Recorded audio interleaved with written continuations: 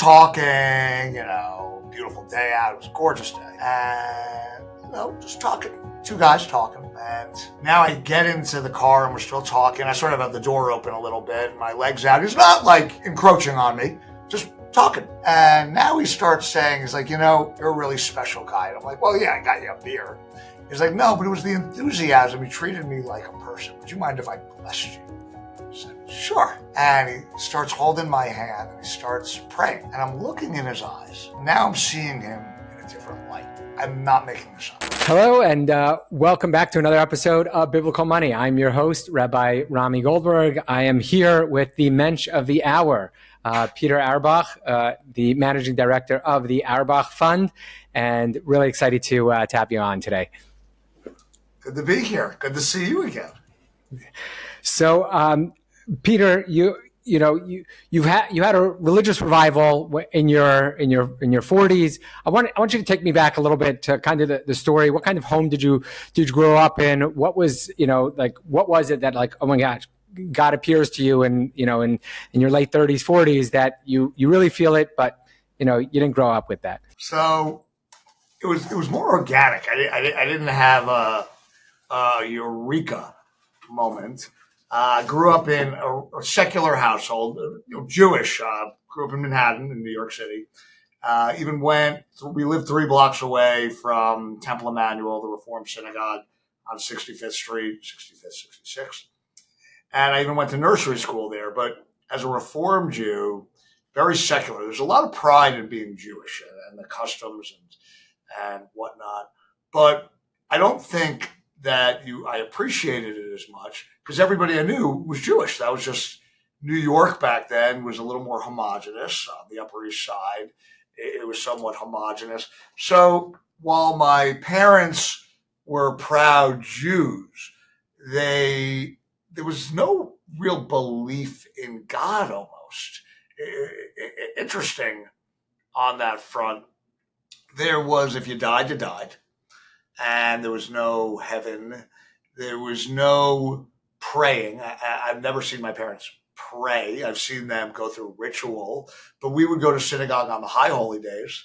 Once in a while, I think we were all home at the same time, we would have family dinner every night. But on Friday nights, young back then, people used to go out and have friends over. We would light the candles, one prayer over the candles, not over the bread and the wine. And there wasn't much there at a young age. The elementary school and high school I went to were predominantly Jewish. In fact, the elementary school was almost entirely Jewish. Even though it was a public school, did you? No, it was a private school. It was a private school. Okay. It was a private school. It was a private school. Horace Mann in the Bronx is where I went.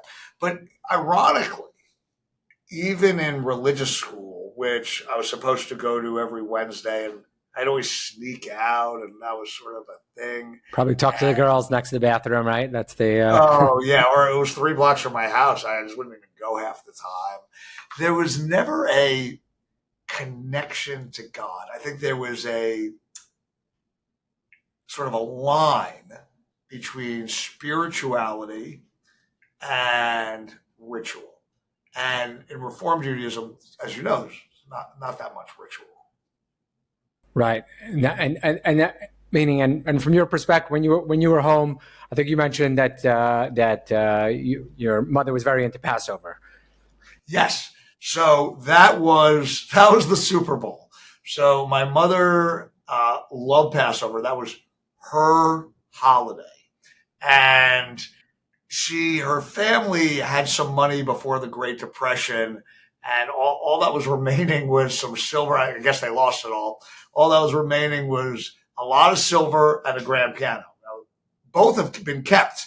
The silver would come out. The grand piano's in my house. My daughter is the 5th generation to play on it. We have a lot of musicians, so I'm very proud of that. We refurbished it, so it's just like it was new. But Passover was great. I liked Passover. We weren't big on the holidays. I remember that my brother and I would always be messing around during Rosh Hashanah and Yom Kippur. We couldn't wait till it was over. we liked the sermon. There were good rabbis, but I didn't realize it at the time. But there's clearly something missing. And I think that I discovered that when I met my wife, a devout Catholic. My kids were mikvahed, they're Jewish, dunked them. I got in, you have to let them go under the water. Scary for a second, little baby. But that was a real eye opener for me later in life. But I think that the missing of it really affected me when I was about 14. So I have as you know, a very obsessive personality, and I'm really love to solve problems. There's a very dear friend of mine, maybe the smartest guy, especially in terms of deal structuring and creativity in business, named Paul Efron. Paul, if you're watching, I love you. And we were talking about obsession and creativity, and it's a segue, but it's going to come back. And there are two ways to have great creativity in business and in life. Number one is life experience. So the more experience you have, imagine you have arrows in your quiver or spices in your spice rack. And every time you learn something, a different arrow, like Hawkeye from the Avengers, all the different arrows, or different spices, Indian spices, American spices, Chinese spices, whatever they may be. You can create an alchemy that will come up with a solution. And that's obvious. The second that we identified together was being obsessed, which is a very valuable thing, but also a dangerous thing. In terms of problem solving, if you throw enough stuff at the wall, eventually something will stick. And creativity is sometimes the residue of that obsession, where you just keep thinking about it. You keep thinking in the shower, in bed. It's because you can't let it go. People that are creative usually just can't stop thinking about it. That's great in a lot of parts of life. It's not great when you're redoing your lawn and your wife is saying, well, isn't it good enough? Well, but it's also not great when you have spiritual cosmic problems without believing in God. So 8th grade, I started thinking about death. And I had been raised, when you die, you die. And the concept of forever is terrifying. That is terrifying. Nothing forever is terrifying. And with an obsessive personality, you'll never have a solution. Was that both, by the way, that you died like in the synagogue and at home? I know you said it was something with your father had that way of thinking, but I mean, was it something that you also kind of felt within, or it could be you didn't see it, or you didn't go to enough sermons? Good question. At least in my synagogue, in any synagogue I've been to, Reformed or conservative, there is more talk in the sermons about practical, the world, the story, and how that relates, and why it's important to be a Jew. Now, granted, I wasn't going thank you so much, every Friday to maybe hear more, but it was never addressed, the spiritual side of Judaism. And the connection to God wasn't addressed. It was more of, these are our people, these are the stories of our people. On the flip side, there were a lot of good moral lessons, tremendous focus on tzedakah, and it was a big defining part of who I am, came from it beaten into me, and that came through my parents as well. My father devoted countless years of his life to United Cerebral Palsy of New York, and nationally. Thank you so much. I'm spoiled. They're spoiling me today. The coffee company. He devoted a tremendous amount of his time to United Cerebral Palsy. And my mother had an expression, in this family, we do the right thing. And I drive that into my kids. But not a focus on spirituality and not a focus anything at all about the afterlife. In fact, until I had met with my rabbi, I didn't even know that existed in Judaism. I really didn't. So here I am. Did you have a question? I didn't mean to cut you off. No. You were 14 years old. Yeah. That's the. And I'm obsessing. I'm starting to have panic attacks over this. And I remember vividly, I was in Disney World with a friend, and this is 14 years old in Disney World, and should be the highlight of my life at that point. I'm sitting there on the monorail, and I'm obsessing about what's going to happen when I die. It sounds crazy, but believe it or not, this bothered me for years, decades.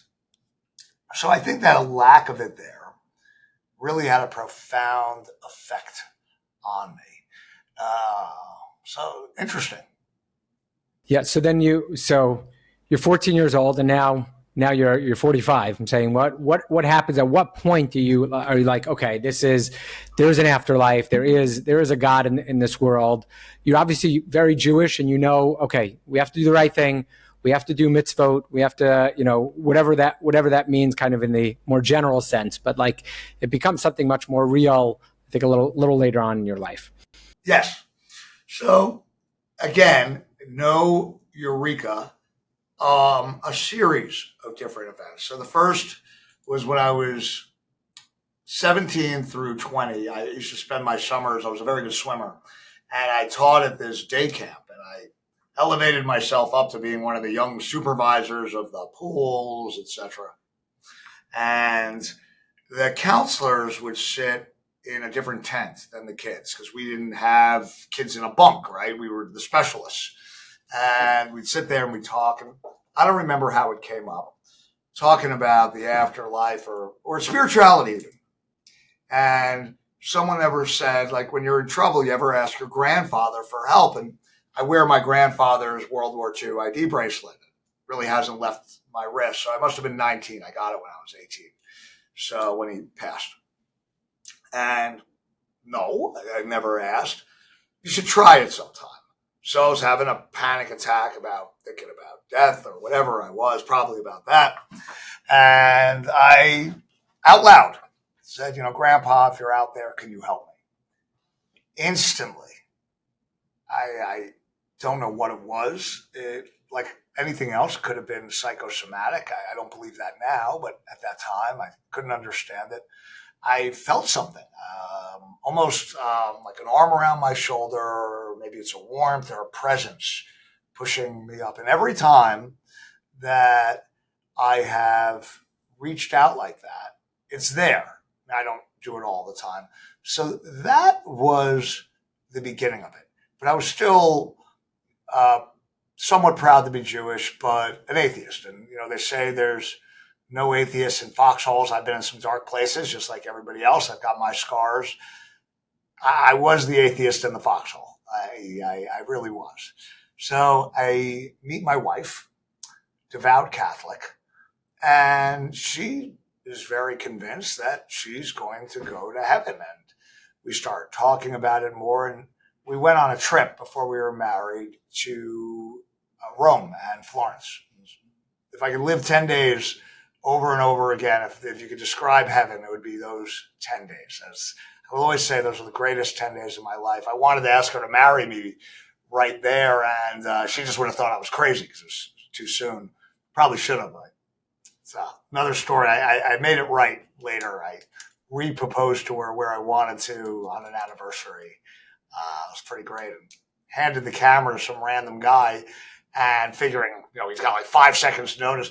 The guy was like Scorsese. He was unbelievable. I was like, I figured, I saw the video. I was like, he's got the sunset and everything. When I'm re-proposing, she thought I was crazy. It was Elijah the prophet coming to. It was Elijah. He came. He finally came. The Elijah moment, yeah. It was unbelievable. So going into all these churches, and she's sitting there and she's praying.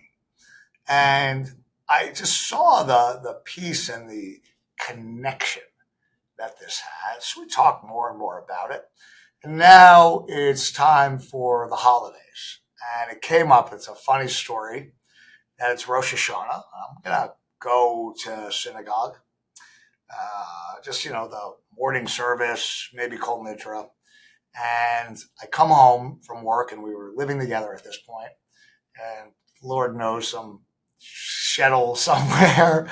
And I come out, she's like, happy holidays. I'm like, oi. For Reformed Jews, you're really not looking forward to Rosh Hashanah. It's got to go to services. No one at work cares. Like, hey, happy holidays. Thank you for remembering. I have something for you. A surprise. She comes, and she's got this plate with cut up apples that I guess she was waiting a while are now completely brown. Lord knows. With Rookie honey. Mistake. Rookie mistake. Honey in the middle, and a pomegranate, and there's bread from a place called Ohrwasher's. It's still in the bag. I said, oh, Ohrwasher's. And of course, my first instinct, because I know nothing at that point, I say, what's this? So, this is for Rosh Hashanah. I said, what does this have to do with Rosh Hashanah? She goes through the whole thing. And shamefully, my answer was, Ohrwasher's on 77th Street? She goes, yes. And I got a kosher chicken, and we're going to have the holidays. And I said, that's 2 blocks away from Szechuan Kitchen. She's like, oh, I know, I saw it. I said, well, that's out of the delivery range, and that's like my favorite meal ever, so there's a new rule. I don't know what any of this stuff is, but if you're ever in that area and you don't get Szechuan Kitchen, I'm going to be very upset. So we start laughing, and we're talking, and she's all upset at first. I'm like, no, just let me explain something to you that, just like any family, people have different issues growing up, and the holidays were not good in my family. For whatever reason, they were always a disaster. I have no fond memories of any holiday. And it wasn't until I met my wife where, we go for Christmas, Easter, whatever holiday, St. Patrick's Day. It was wonderful. Everybody's happy. They're together. And so. You mentioned your grandpa Harry. Were you ever together with him on the holidays? When he was alive and we had Passover, it was great because he sort of ran the ship. Now, when he passed the torch, my aunt had the most epic, beautiful Martha Stewart Passover. I mean, she was unbelievable, great cook and beautiful, but the family just didn't really work that well. So it was always like, my mother would call it tension. It was just like anything but the holidays. Just get me out of here, even as a young boy. So it was like PTSD over the holidays. So now I go to my wife, where holidays are holidays. What's this? This is crazy. These Catholics have it going. So we'll talk about the other influence that had on me. So I start thinking more about God, and I start to pray. And not necessarily to the God of Abraham, Isaac, and Jacob, but just to God. Let's just start with God. And now I start praying more often, and I really like it.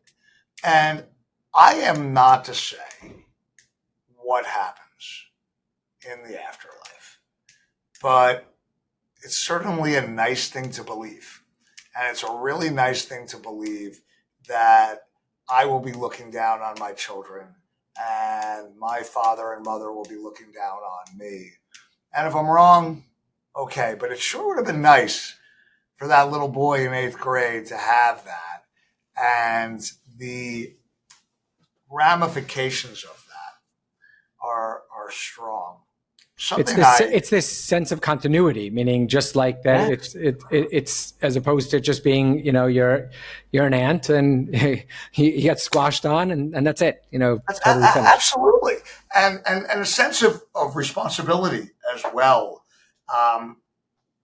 When it comes to making bad decisions, I think, especially when you're young, a lot of that is caused by inclusivity, appeasement, and a need to fit in. So when you have these voids in your life, and whether that be a void of no God in your heart, or a difficult family situation, you're going to go for external affirmation, friends, whatever it may be. And that could cause you to take more risky behavior, more foolish behavior. And as we all know, and I have wonderful friends, but family is very important. And my Persian friends, every Friday night, would have Shabbat dinner, the entire family, cousins, everything. And the rule was, as far as I sort of understood it, was I don't care if you go out afterwards, you do whatever you want, but your butt is at that dinner. And this wasn't like everybody's sort of sitting at the table. The patriarch of the family be reading prayers while the kids are running around, but the prayers are being done. But more importantly, the family was together. And if you have that family unit, as you know, Jews, we used to live in the same building. Then you'd move to the same block, right, as you got married. But we were together as a family unit. And the solidarity and the foundation that provides you is that when little, I don't know, whatever, Gertrude or, Stephanie doesn't like you back when you're a little boy, or if you're a little girl and Bobby made fun of you, well, it doesn't matter as much because their opinion isn't as important because you've got this strong family. And now, even more than that, is a devotion to God. If that is filling that hole, well, then a little upsetness will bounce off. The hole is full. It won't penetrate deep into that void. That void is full of goodness. Without that, the poison can get into your soul because it's wide open. It's actually one of the things. If you take a look at Abraham, why does God make the ultimate the covenant with Abraham? And he tells us, I think it's in chapter 25, but I have to look back. But it's because he's going to pass on justice and righteousness to his family. That family is the most important thing. And if you also take a look at his father, Terach was also a family man, but he was an idol worshiper. So that's why we don't kind of follow him, but he was the ultimate family man. And I'll show you the text. We'll learn it inside at some point. But that is ultimately what happens, because when the family stays together and you know where you're coming and where you're going, I mean, that's so critical to as far as the story and the continuity going forward. Take it further. I've always thought that in the story of Sodom and Gomorrah, if you look back, you'll turn to ash. If you're looking forward at your family, you would have been safe. I think that that's a missing component that I've always added on to. I believe that the Torah was given to us as somewhat of a metaphor, in that you can't explain astrophysics to where we were at that time. You couldn't explain the cosmos, the Big Bang, Hawking radiation, but you could say, let there be light.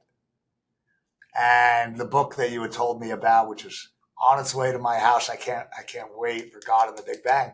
But I think that is very important, that especially from Sodom, when you look back at the other and everything else, and you don't focus on your family, what happens? You turn to ash.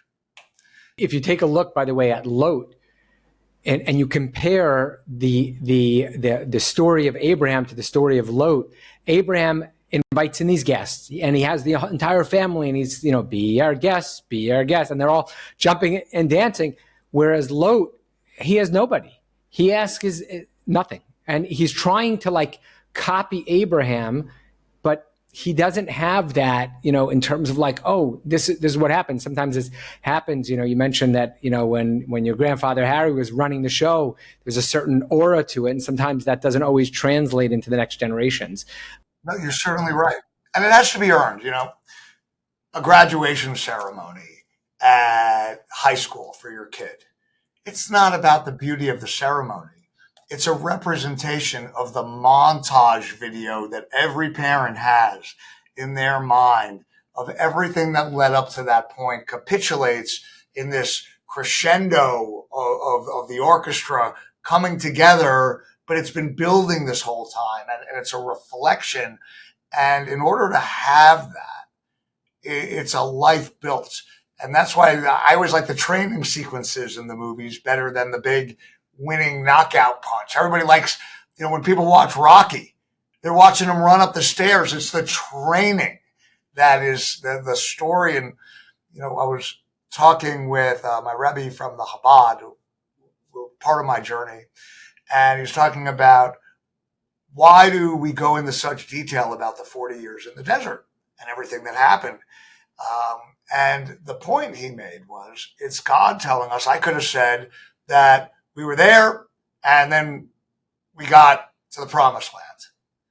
Well, you could say the same thing about your life. I lived and then I died. If you only get to the end and the cliff notes, well, then what's the point? The entire part of the movie of Rocky, he gets there and he gets the girl. He doesn't win the fight, but he gets the girl. Well, that's not a story. That's not how I want my life. So it's the journey. And I think that process is very, very, very important. Yeah. So now, like you had a very inspirational situation as far as Chabad. I know that Chabad plays a role, and it's really unbelievable because, and something that I love about Chabad is, I, as an Orthodox Jew, can walk into a Chabad and feel comfortable, and you, as a Reformed Jew, can walk into Chabad and feel comfortable. And it's an unbelievable thing, and the leadership of the Lubavitcher Rebbe to create, this kind of this way station for all Jews. Professional mensch, they never ask you for a thing. They never ask for a thing. How can I help? How can I help? And it is such a remarkable leap of faith, true faith, that just by doing tzedakah, people will voluntarily give. And it works. It works. I can't wait to give them money every year. And they never ask. They just say, we're having a dinner. Here's what's available. They don't pitch me, nothing. I get the email. And then they're like, what can I do for you? The only urgency I ever have with the Chabad is on Passover, where if they don't give me the matzah, it's like going to be a crisis situation. And I really like the matzah. It's really good. I don't like the square. It's got to be in a circle. And I abuse the matzah. I definitely, my donation maybe doesn't even cover all the matzah I abuse when I get it, because I love it. I even dip the matzah in the matzah ball soup and make a matzah ball sandwich in matzah. So like a double on matzah. So before we get into the rabbi, because I had something happen to me. I've only told one other person besides my wife this really formally. Everybody's going to think I'm out of my mind. But this happened.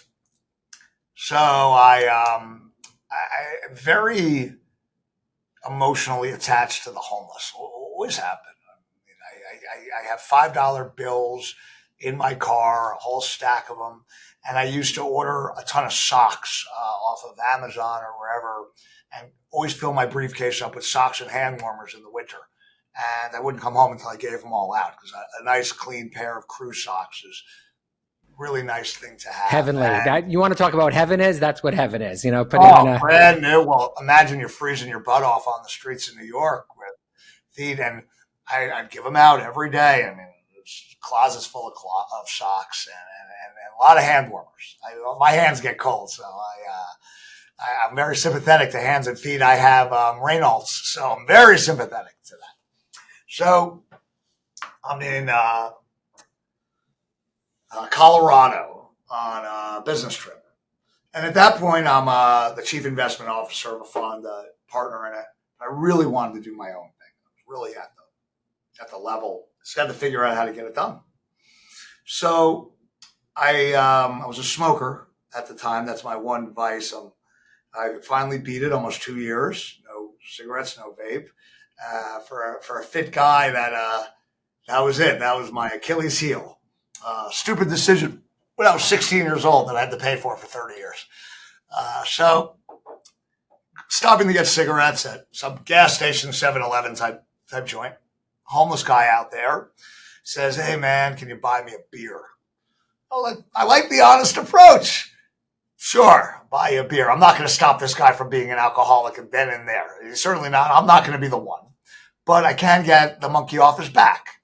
I certainly know what it's like to have wanted a cigarette. And you and I talked about the plane to Israel, 12 hours and plus an hour on both sides, 14 hours, and you're just pulling your hair out. I got patches like up my arm, like, I'm on getting an EKG, and it's still not working. So I know what it's like to suffer. So I can't even imagine what alcoholism is. So we get in there, and he's like, well, man, can you buy me a 6-pack? And I'm like, whoa, listen, I'll get the monkey off your back. I'll buy you 2. But I can't get you wasted. It's not the money. It's just principle. Okay. So, but I'm very nice about it. I got my arm around them, and always been, homeless people need more than the money. People don't treat them like human beings, and they forget no one grows up and says, hey, mom, I want to be homeless and have people look down on me every day. And just, sir, ma'am, eye contact, compassion. You're a person. Don't forget that I believe you're a person. And I could go into a whole diatribe, but I think they're some of the best people in the world because they have empathy, because they've suffered. If you offer a homeless guy food and they open it, I guarantee you they'll offer you some first. You will eat before they do if you give them food, 99% of the time. I don't know many people that are like that. They have nothing, but they'll offer you the little that you gave them before you do it. Are you sure you don't want some? I digress. So now, blast back a beer. Could have beaten any of my fraternity records. And the speed of this consumption was legendary. 2 seconds later, the other one goes right down. Feeling good. We're talking, beautiful day out. It was a gorgeous day. And, just talking. 2 guys talking. And now I get into the car and we're still talking. I sort of have the door open a little bit and my legs out. He's not like encroaching on me, just talking. And now he starts saying, he's like, you're a really special guy. And I'm like, well, yeah, I got you a beer. He's like, no, but it was the enthusiasm. He treated me like a person. Would you mind if I blessed you? I said, sure. And he starts holding my hand and he starts praying. And I'm looking in his eyes. And now I'm seeing him in a different light. And I'm not making this up. And before he blesses me, he talks about how he blessed some woman that couldn't get pregnant. She got pregnant. He saw her across the street with a baby stroller. Whatever. So I'm looking at his eyes.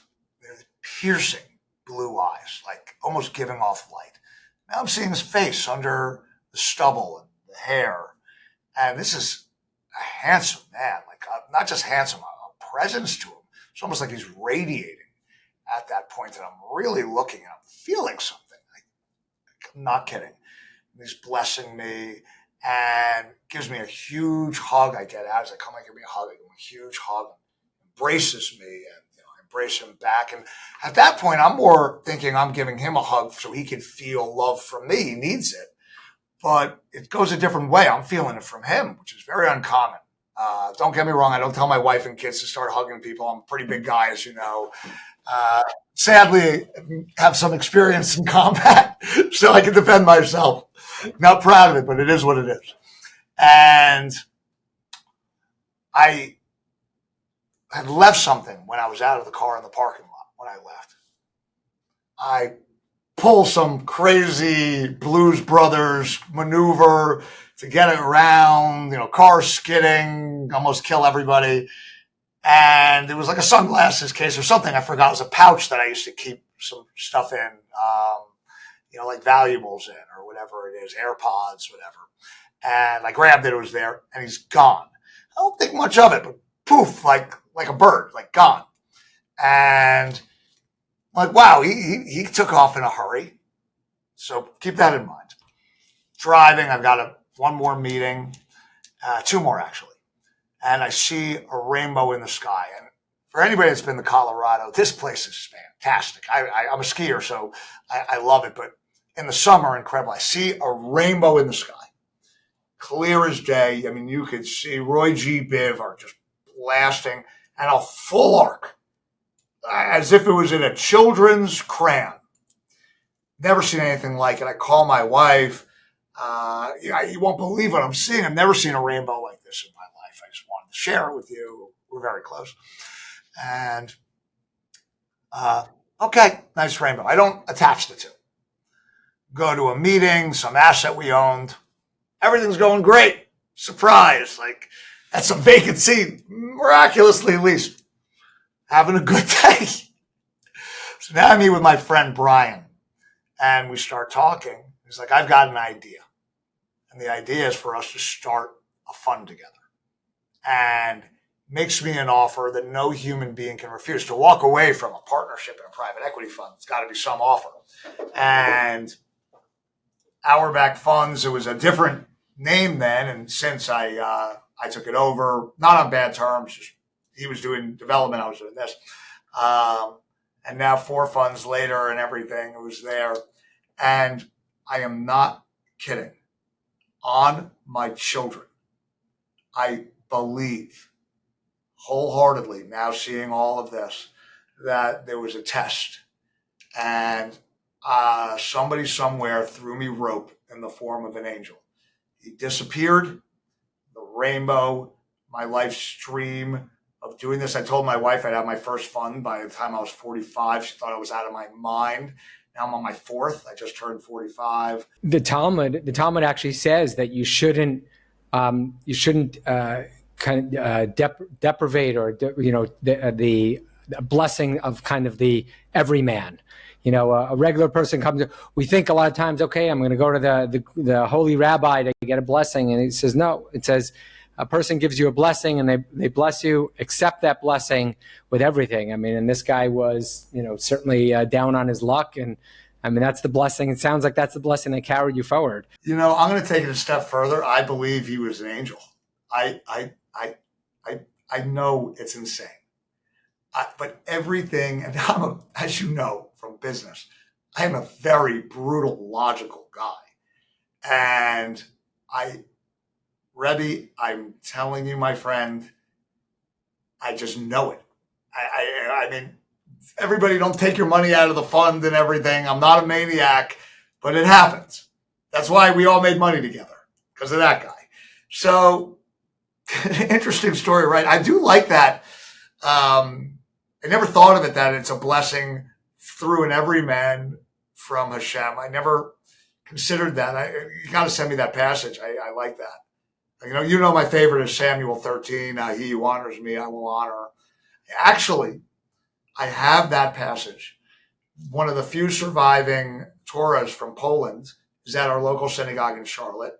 And my wife and I had the unbelievable blessing of being able to use our resources to have it restored. And what a gift that was for us to allow us to be able to give to that. And the person that was restoring the Torah on parchment, a scribe's hand has the Samuel verse. It was a gift from my friend Asher, who's the rabbi there, who talk about it. Great rabbi. This guy I adore this man. Asher Knight. Asher, I love you.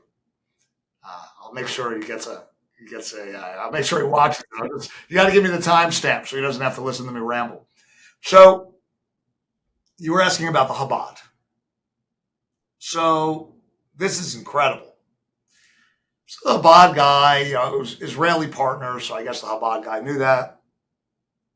And we're talking, we go for coffee. And what can I do for you? As always, not much. He ever wrap tefillin? I said, my Persian friends used to make me go to the mitzvah tank, sort of as a gag, to wrap the tefillin. And, the guys on the street with the lulav would, I'd wrap it. I was always interested in it. So I learned a little about it. And, I know it in English, because that's how I say it in English. But I wrapped it with him. He had it on him. I loved it. So come by, daven a little. And every Friday, he'd call me for 10 minutes and tell me about the Torah portion. I loved that too. So I'm starting to get really into it. And now I start to pray a lot more. Now I am a believer, this could upset some people, that God is God. And I believe there's more in common with the different religions than apart. So there was a church, St. Francis, right next to Grand Central Station where I worked. And for years, I would go there every day to pray. I wouldn't pray to Jesus Christ. I would just pray. It would be a part that I could be alone. I never missed a day. It was the best part of my day. And most of my prayers, almost all of them, would be for thanks. And I always believed that because of free will, it was very difficult to ask God for anything but strength and compassion, because you'd be asking God to influence someone else's free will. Well, I want this to work out. I want that to work out. And especially in our line of business, that would involve him influencing someone else's decision making. Very difficult.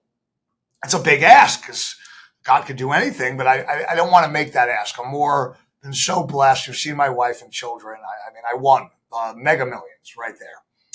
So now moved to Rockefeller Center, and he knows me a while now. Let's wrap tefillin. He said, well, you ever think about getting your own? I said, I don't know many Reformed Jews with tefillin, but let's do it. So I go out to, I guess, Brooklyn, and there's usually a lot of Hasidim there. But this day, I mean, it is mobbed. And I stopped by the shul, just to check it out. And been there a couple times. There's always somebody davening. It looks like Coldplay is playing there. I mean, it's insane. I'm the only guy without payas for miles. For miles. I'm like the white dot in like a black painting. And I go meet the Rebbe. I'm like, what is going on here today? It's like, I made a joke. I was like, is Springsteen playing at the Chabad? And he goes, no, it's the anniversary of the Rebbe's death. There's people in from all over the country. Oh, he said, by the way, I meant to ask you, when's your Hebrew birthday? And I make a joke. I said, I don't even know my Hebrew name, let alone my birthday. He says, well, when were you born? I said, January 27th, 1980. And he's like, you're not going to believe this. Today's your birthday. It's like, come on. And he shows it to me. He's giving me hugs. He's all excited. And at that time, I didn't really get the excitement. Now I do. So he says, you know how old you are? I said, yeah, 40. I know how old I am. He's like, well, 40 is like a second bar mitzvah. Now you can read Kabbalah. Now went from a man to like more of a man. So I get the tefillin, and everybody's wonderful. They're fitting me for it, and he had it prepared. So all they had to do was a little finishing touches, inspection. So I received my tefillin on the anniversary of the Rebbe and on my 40th birthday. I mean, that's it. I mean, talk about God. I'm sure they talked about the great Rabbi Akiva, who only started learning the alphabet when he was 40 years old. I did not know that. No, no, they did not. Rabbi Akiva, yes, he was 40 years old, and he becomes the greatest of the rabbis. And at 40 years old, he knew nothing. So I'll send you that passage as well. So you're super into tefillin. I want to just shift gears a little bit. You've done a lot with Israel, a lot with the anti-Semitism, with everything that's been going on, so I want to kind of get a sense of where you see the world is now, and kind of our mission at this point of where we're holding and what your kind of connection is to Israel, at this point. How much time do you have? We might need to do a second episode, right? I mean, yeah. You want me to tell you the we could talk about string theory and entanglement also in that. Might as well throw us in there. So, in short, how do you crystallize something like that? I mean, I guess I'll just go from the gut, so sort of some verbal dysentery here. I'm frightened. Not for me, but for my kids. And I think that the boomer generation of American Jews experienced a golden age that could take a millennium to come again. And because of that, there is a complacency. What they consider anti-Semitism, not being allowed into a country club, is not true anti-Semitism. And because of that complacency, there's this idea of, well, no big deal, it'll be fine because they haven't been in the trenches. And with the survivors gone, you'd be shocked at how little the story, I used to think when people would say never forget, it'd be like, come on, what are they talking about? How could you forget this? Our nanny, who actually saved my daughter's life from choking, whose family, when we were in New York, she didn't know what the Holocaust was. She didn't know. An educated woman from South America didn't know. And she was crying when I told her. She couldn't even process what that was. So you have a lack of history combined with a complete failure to fight on the social media front, where it is, you have LGBTQ for Palestine, for Iran. We have gay pride parades in Israel, and they're throwing them off roofs and crucifying them and torturing them and genital mutilation.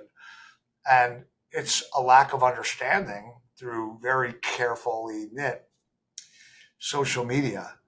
I wear a Star of David proudly, and allies of ours, especially in the African American community, who we were like this in America, like this, like our biggest Italians and African Americans were like, we have so much in common and are leaving us. And I just don't understand why. Actually, I do understand why, but it's just misinformation, and it's very discouraging. So there's a fear there where I would never think on an elite college campus, the persecution of Jews. If it was anybody else, it would be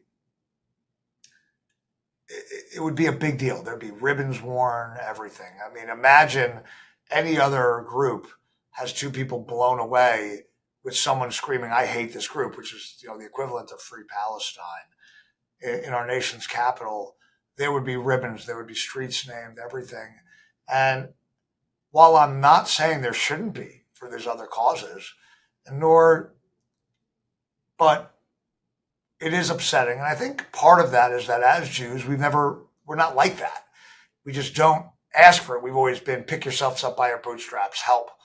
But it is saddening and frightening to me that I like to believe that every Jew I know, and I certainly hold this, is there's an intrinsic responsibility for everybody else in the world as part of our culture, is that you leave everywhere better. Anybody that needs help, you're likely going to help them, but for sure going to hear them out. This whole connotation that Jews control the media. If we controlled the media, do you think that we'd be getting our butts kicked in the public court of public opinion, the only democracy in the Middle East?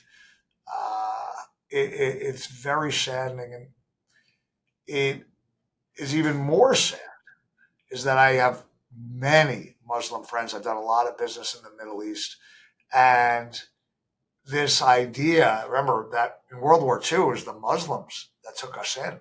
And for years under the Romans, under the Christians, we were cousins, brothers. We fought, died.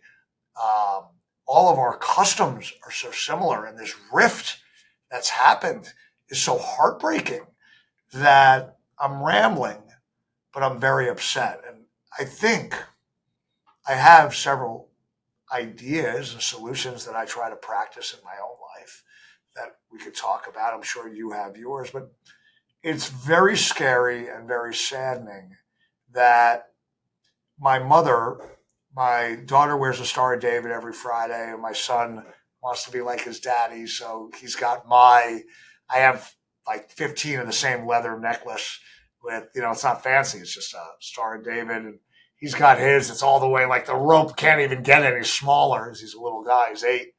But she had said, they shouldn't wear them. And my pride, and I'm like, the heck they're not wearing them. But it did occur to my mind that no one's going to kill them or anything, but they might get treated a little differently. I never thought of that before. I never experienced that before. And it is It's upsetting. We definitely grew up in a time where there was no anti-Semitism. Meaning, I grew up in New Jersey, you in New York. We were fighting to see who was going to win the NHL championship. That was kind of our That's main, right. that was our Game main 7. fight. The main fight at that point in time. But Stephen Matteau, I'm very sorry about that. 1994. Yeah, That was off the skate. Still upset about that. It still hurts, but anyway, God just wanted the Rangers to win. That's that is true. I definitely did feel that, and it's yeah. So let's end off on a positive note. What is something that you're really excited about, and we'll close that so we don't have to close on the kind of negative. And what do you see that's really exciting? I know that I'm seeing here in the land of Israel, there's an explosion, and not literal explosion, but of pride and excitement. Yeah, we have those as well. You have both. You got the real ones. But, a lot of it. Yeah. You know what I am excited about? If we're talking about the social media and the court of public opinion, is a new crop of allies and defenders, and Israelis as well. So I'll start with the Israelis. I made friends just going on Instagram with a man named Shahar. And what he does is he listens. All he does is hold up a mirror. And I introduced him to you. Good-looking guy, and he mass appeal, and he listens, and he just holds up a mirror. That's all. Sometimes he reaches, some consensus. Other times you get a mirror held up to how irrational some of these arguments are, and they hang up on him. But by doing it in a very intelligent, very methodical and listening way, which is very Jewish, to just listen. We just talk. Everybody says, we're just talking. We're just talking. We're very honest. Just talk. Schwitz and talk. Jewish workout in the steam room. I learned that from a friend the other day, 2 weeks ago. My friend Roman Harper taught me that one, and I always thought that was really funny. I've been using it.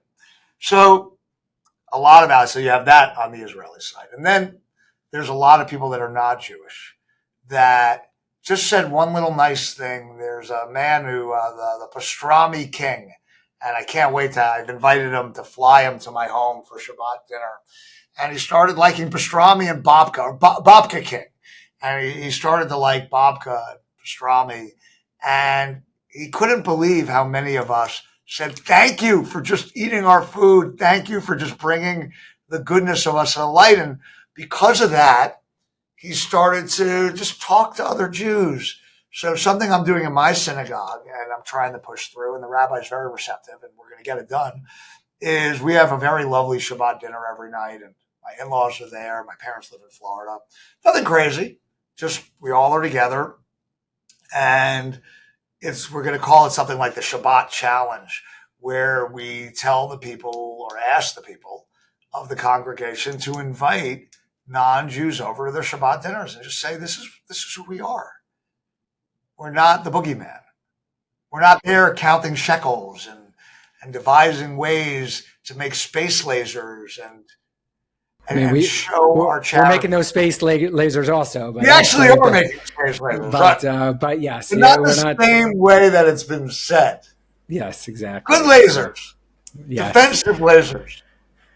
Exactly. Why don't you, I think it would be helpful, because you have some initiatives that I know I'm involved in, where I'll give you the pitch, where Rami and his team are bringing people from all creeds and nationalities, especially American influencers, along with others, to Israel.